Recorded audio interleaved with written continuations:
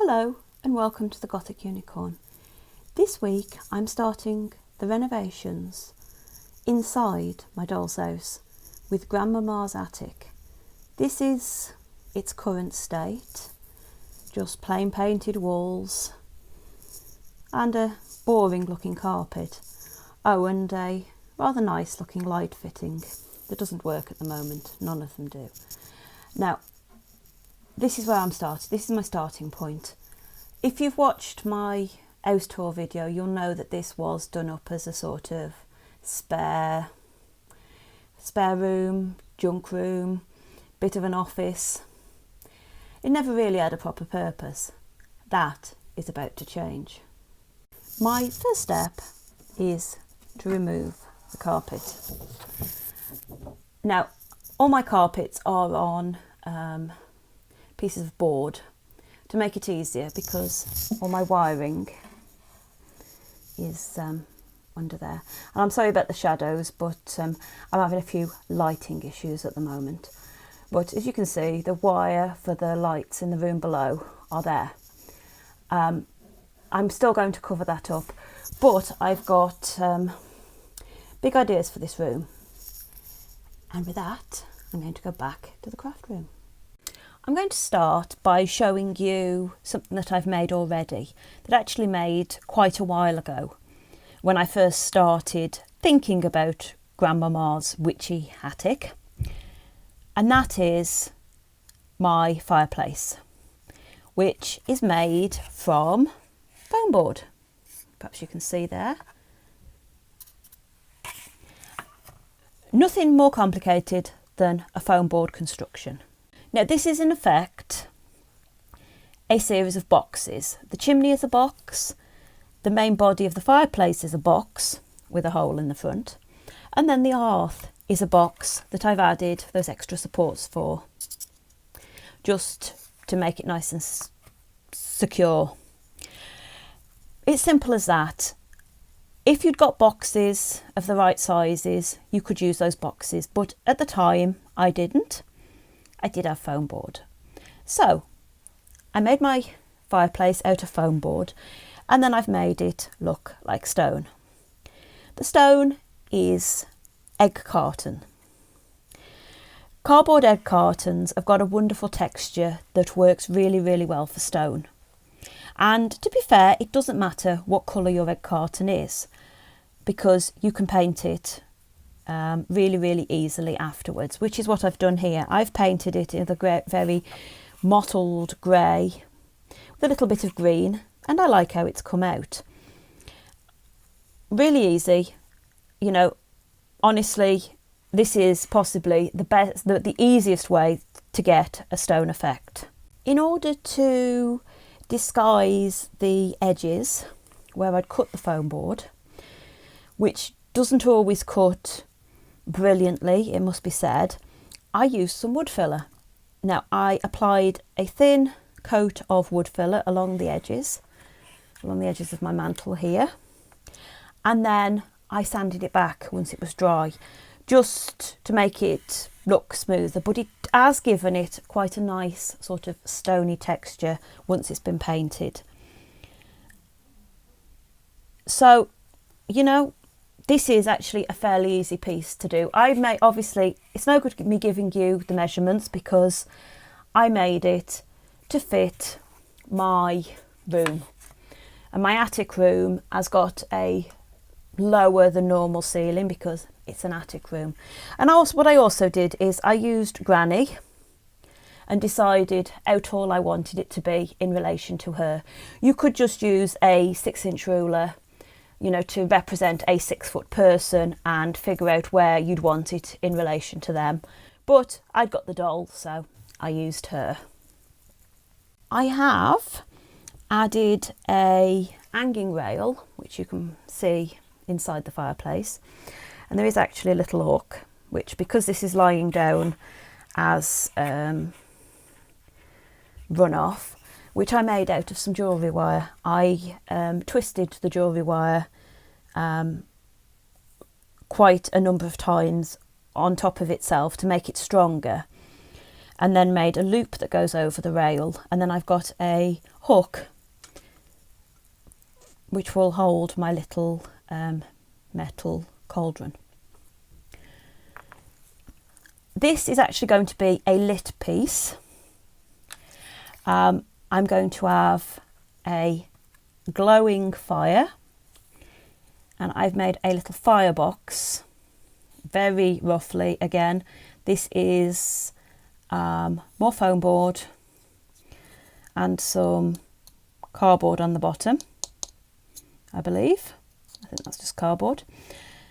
It was a while, and I have again put some wood filler over the top just to seal the edges, and then I've added a bit of a grate effect at the front using some ends of some toothpicks that I was using for something else.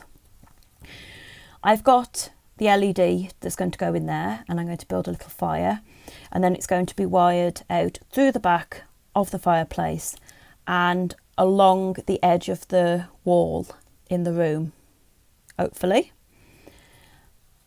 I haven't quite figured that bit out yet, but there we have it, my fireplace that will be going into the attic very soon.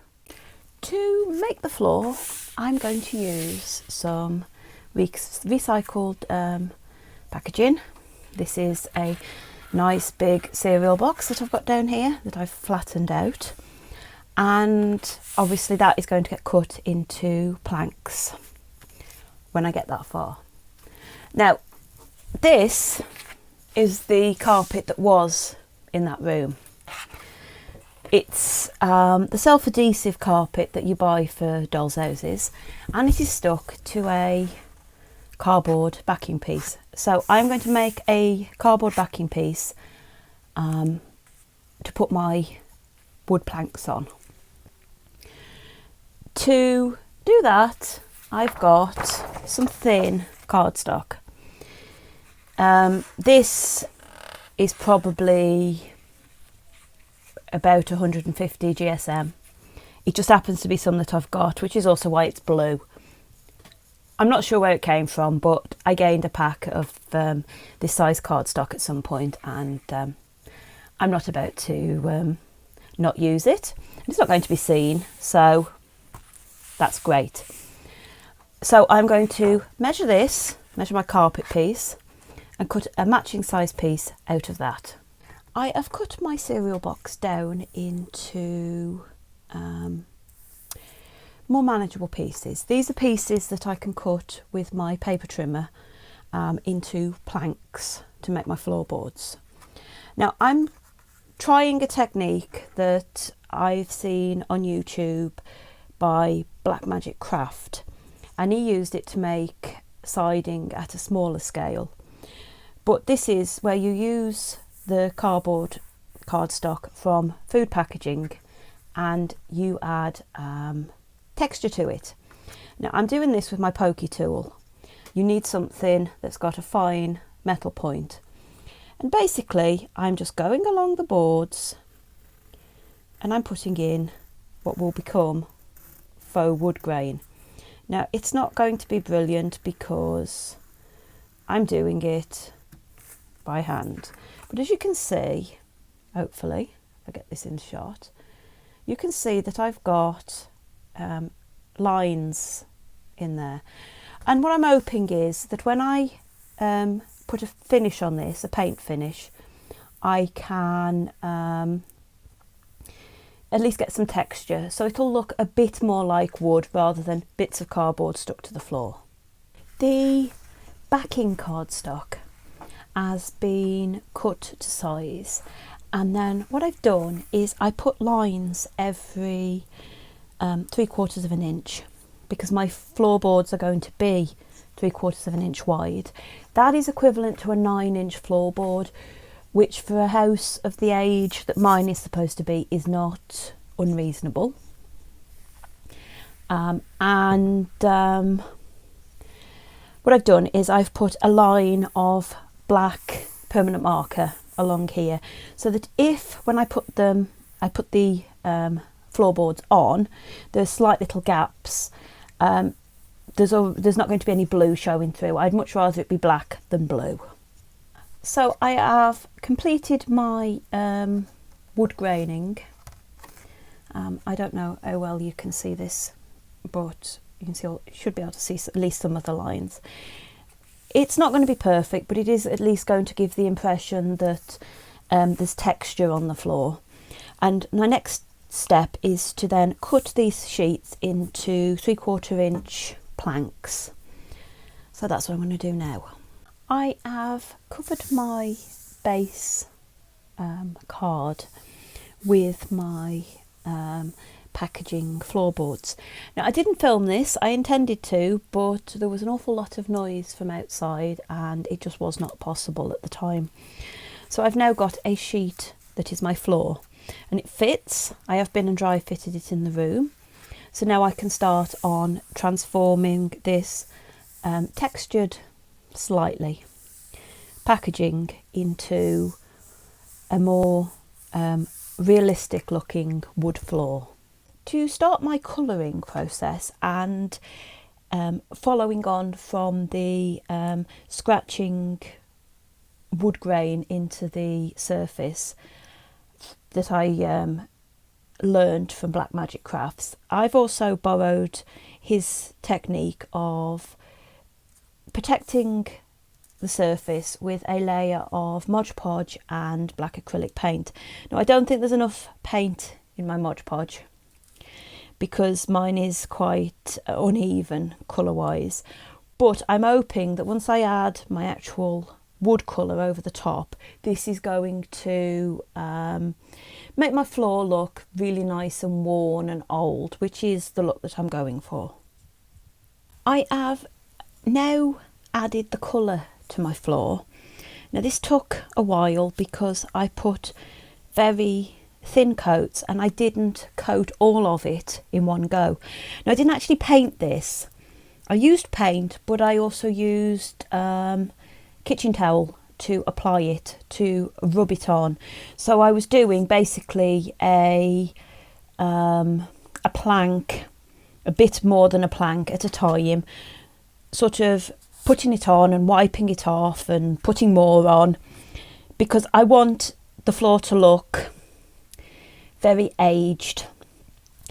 For instance, I've got a lot of quite dark there because I want where the fireplace is it to look like they've not always been the most careful when they've been stoking the fire, and that occasionally soot, ash, whatever has ended up on the floor. And of course, this being Grandmama, who isn't exactly the most perfect of housekeepers, it's not been cleaned up properly, and that is also why I've got marks on the floor. I want it to look sort of stained and worn and pretty much well used. My next stage is to add some more dirt, and to do that I'm going to use my liquid dirt mix, which is a combination of water and black acrylic paint, and I'm going to put small amounts of that onto the floor using a nice soft paintbrush. And all I'm going to do is I'm going to just paint it on, concentrating on areas where I want there to be more dirt. So I will be putting more around the front of where my fireplace will be, and hopefully this will then settle into all the crevices and the wood grain that I did, and it'll get an even deeper dirty floor look. Now what has happened is, because this is obviously a wet coat and pretty much everything else has been quite thin, drier coats, I've actually got a little bit of warping in the card. So all that I will do is I will now put something over this and put some weights on top of it, and I'll weigh it down until it's dry, and hopefully it will have flattened down nicely, ready to go into my room. While I was waiting for the floor to dry properly, I have painted the two side walls of grandmama's attic. Now, all I bought for doing this, because I did have to go out and buy some paint, I bought a test pot of paint. Now, I've used hardly any out of it. They are great for dolls' houses because, particularly for dolls' house rooms, you don't need a massive amount of any one colour of paint. Now, I haven't done anything with the back wall because that is where my false wall is going to go, and the next step is the false wall. Now, I'm going to leave it for today though, mostly because I think I have got quite enough here and I don't want to bore anybody. Hopefully you've enjoyed what you've seen, and if you have, please like, comment and subscribe, and until next time, bye.